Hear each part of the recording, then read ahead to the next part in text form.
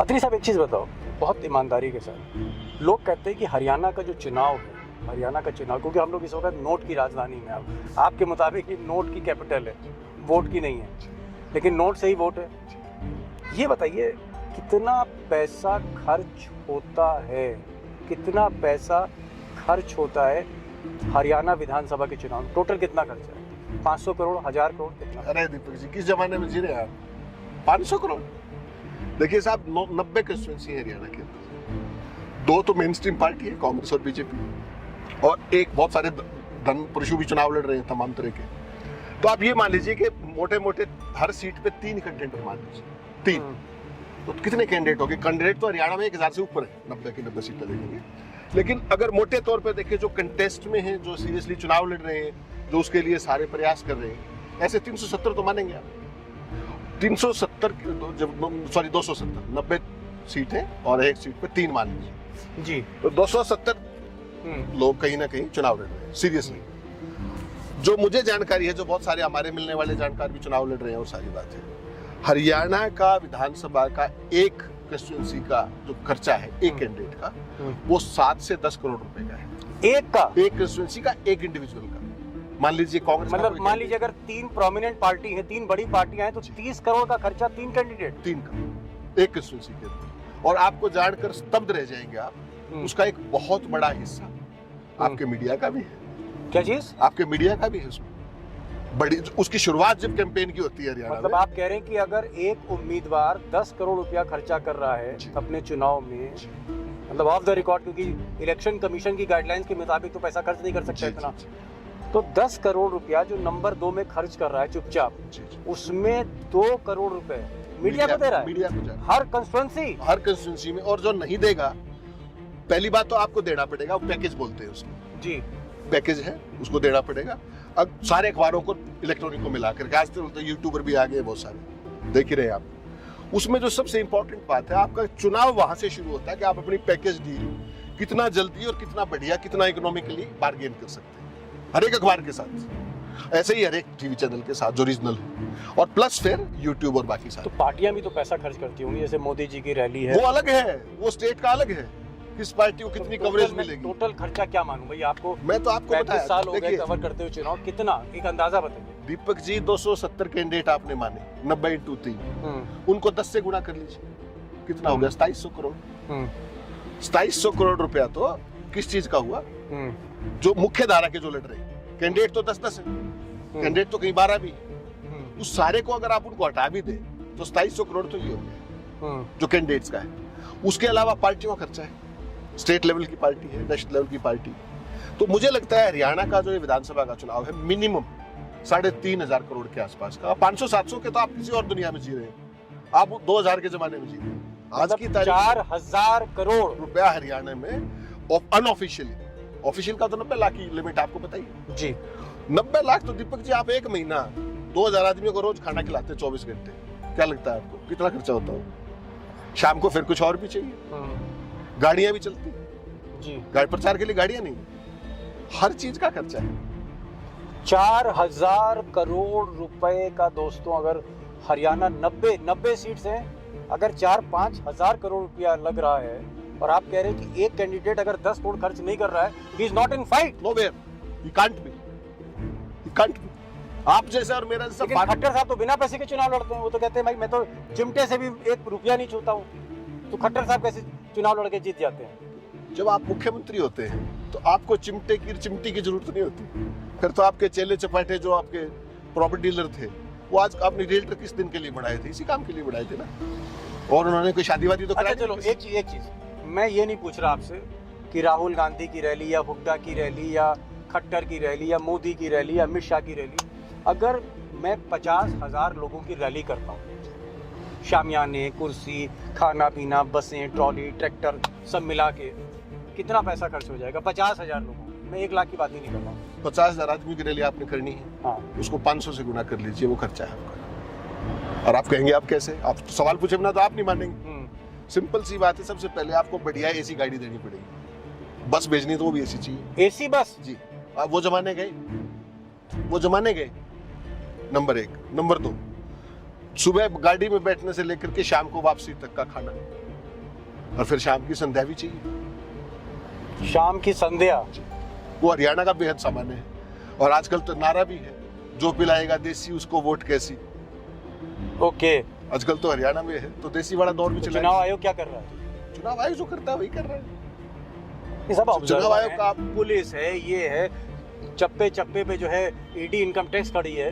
आपने देखा कुलदीप बिश्नोई के लोगों के पास पैसे बरामद हुए, देखा आपने खबरें छपी। जी आपने जींद के कैंडिडेट के खिलाफ के उसको चेलों के पास मेरे टाइम से आते हुए पैसे पकड़े सोनीपत में। जी। क्या हुआ, कहाँ गए पैसे? कोई जिक्र है? आप यहाँ पर 2 लाख लेके निकलिए, आपको वहीं पकड़ लेंगे सामने। ओ माय निकल के देखिए आप एक बार, जाइए सामने 2 लाख रुपए लेके गाड़ी में रखिए, पता लग जाएगा। एक नाका क्रॉस करके दिखाइए, सीआरपीएफ खड़ी है, जो लोकल जो एक वो लगा रखा है साथ में हर एक नाके पे। आप उनको बता दीजिए साहब मैं पेट्रोल पंप पड़ा हुआ, आपके तब भी छीन लेंगे जब 15 दिन घूमते रहो। ये जो कायदे और कानून है ना, देखिए दीपक जी समझना पड़ेगा। जब हम छोटे थे क्या पढ़ते थे? हमारे देश का संविधान अंशतः कठोर और अंशतः लचीला है, पढ़ते थे, याद है? जी जी जी। तो कठोर तो मेरे और आपके लिए और लचीला उन भाइयों के लिए। चलिए, जो आप बोल रहे हो मैं मान के चल रहा हूँ कि अत्री साहब एक द किंग ऑफ हरियाणा, जो बोलेगा सही बोलेगा भाई। आप जो बोलोगे सही बोलोगे ना, जो इतना आप पूरा जीवन खपा दिया आपने चुनाव देखते देखते और करते करते कवर। क्या मैं मानूं कि कुछ लोग 30, 40, 50 करोड़ भी खर्च कर देते हैं? 30-40 तक तो शायद नहीं, लेकिन 20-25 करोड़ के आसपास। 20-25 करोड़? हाँ, कुछ ऐसी कंस्टिट्यूंसी 8-10 कंस्टिट्यूंसी ऐसी हो सकती है, खासतौर पे अर्बन कंस्टिट्यूंसीज जी, जहां पर इस तरह खर्चा हो सकता है। कोई बड़ी इसमें अतिशयोक्ति नहीं है। लेकिन एक चीज मैं आपको बड़ा स्पष्ट बताऊं, केवल पैसे के दम पर अगर कोई सोचता है कि मैं चुनाव जीत जाऊंगा, कोई भी हो चाहे, मतलब आप ये कह रहे हैं कि पैसे का इतना मतलब भी नहीं है? नहीं, इतना कोई मतलब नहीं है पैसे का। बहुत सारी चीजें हैं। नहीं मतलब अगर मैं 20 करोड़ रुपया खर्च करूँ, आप ये कह रहे हो, मैं अगर बिल्डर हूँ और मैं 20 करोड़ खर्च करता हूँ तो भी मेरे जीतने की गारंटी नहीं आप है 50 हरियाणा में। आप अगर 50 भी खर्च दें तो भी कोई गारंटी नहीं। देखिए समझना पड़ेगा, एक है आपकी पब्लिक में स्टैंडिंग, आपकी छवि, दूसरा उसमें सबसे इंपॉर्टेंट बात है आपकी एक्सेप्टेबिलिटी, और तीसरा मार्केट का एटमॉस्फेयर, माहौल बड़ा इंपॉर्टेंट होता है। अगर केवल पैसे से चुनाव होता, जीत सकता कोई, तो आपको क्या लगता है इस देश के प्रधानमंत्री नरेंद्र मोदी होते? फिर तो अडानी नहीं होते, फिर तो अंबानी नहीं होते, टाटा नहीं होते, फिर इनकी क्या जरूरत थी?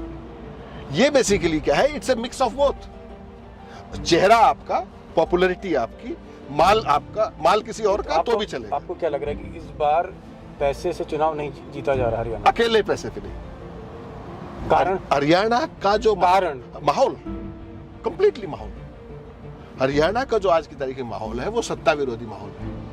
उसमें क्या है कि बेसिकली कोई आदमी कितना ही अच्छा भी है, तो बहुत सारे ऐसे कैंडिडेट हैं जो बीजेपी में से ठीक कैंडिडेट अच्छे हैं, वो बेचारे केवल हारी इसी बात पे जाएंगे कि वो बीजेपी कैंडिडेट है। तो जो बीजेपी की टिकट इस दौर में पूरे देश में एक एश्योरिंग होती थी कि बीजेपी की टिकट मिल गया, आधा काम तो हो गया, हरियाणा में उल्टा है, पर्टिकुलरली कुछ सेगमेंट्स में, कुछ कास्ट को लेकर के। मतलब आप कह रहे हैं कि मुख्यमंत्री नायब सिंह सैनी ये पैसा खर्च करें नहीं खर्च करें, हार जीत एक ही फैक्टर है कि पब्लिक आपके साथ है कि नहीं है। Exactly, that is the starting point आपके अच्छा साथ। ये बता दो, फिर छोड़ो ये सब, ये बताओ कि लाडवा में जो चीफ मिनिस्टर की कंस्टिट्यूंसी है, क्या भाई नायब सिंह सैनी जीत रहे हैं? गंभीर दिक्कत में दीपक जी, गंभीर दिक्कत में है वो।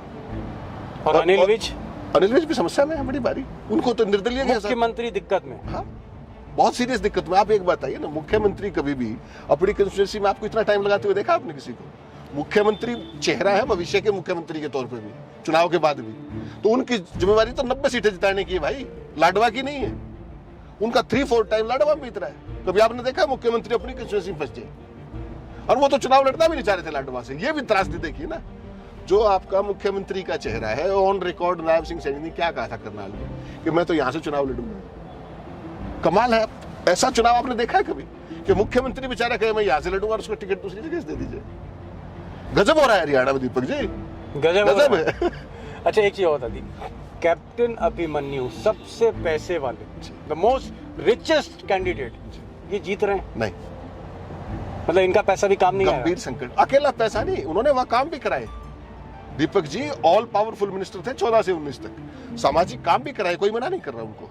उनकी सबसे बड़ी परेशानी क्या है, उनकी जो अपनी बिरादरी है वो इस सरकार से। अच्छा ये बता दीजिए, कोई ऐसा कैंडिडेट भी होगा जिसके पास जो हमारे आप जैसा हो, ऐसा भी कोई है? भिवानी में अच्छा जी, भिवाड़ी में कामरेड ओम प्रकाश है, मैं तो कहता हूँ हर हमारे जगह- आपके जैसा है। हमसे भी नीचे गजब आदमी है सर। उसकी कितनी प्रॉपर्टी है?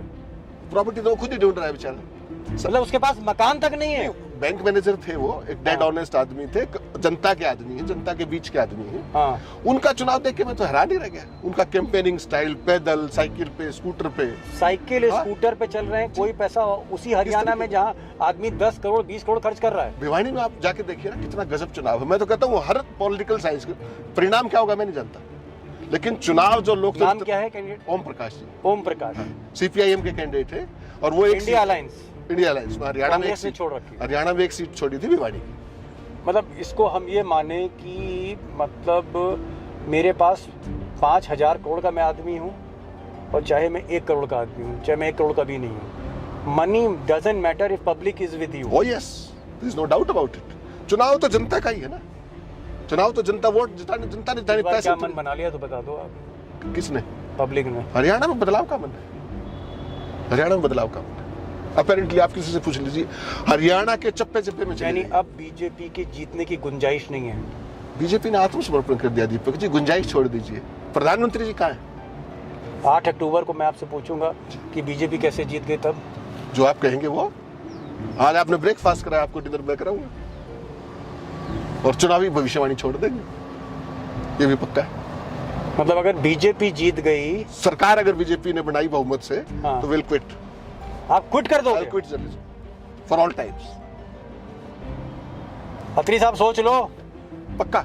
2000 मोदी भी देख रहा है प्रोग्राम। 2019 याद है नहीं आपको? नहीं नहीं नहीं, मैं कह रहा हूँ कि आप बड़ी बात कह रहे हो। 2000 आप कह रहे हो कि बीजेपी की अगर सरकार बनती है, आप पत्रकारिता छोड़ देंगे। जी, इस बार the king of Haryana. Yes sir, केवल एक याद दिला रहा हूँ आपको, 2000। सर आपकी इतनी शोहरत है उससे क्या हरियाणा में, मतलब आप सबसे पॉपुलर जर्नलिस्ट हैं। देखिए, होंगे आप जर्नलिस्ट। आप जर्नलिज्म छोड़ना चाह रहे हो? आप अगर जर्नलिस्ट हैं, और अगर आप पॉलिटिशियन ही, आप जर्नलिस्ट हैं, अगर आप जनता की पल्स को नहीं पकड़ सकते तो आपको जर्नलिस्ट रहने का भी अधिकार नहीं है। फिर मैं तो ऐसा मानता हूँ, और मैं नैतिक आधार पे छोड़ दूंगा, किसी अहंकार में नहीं।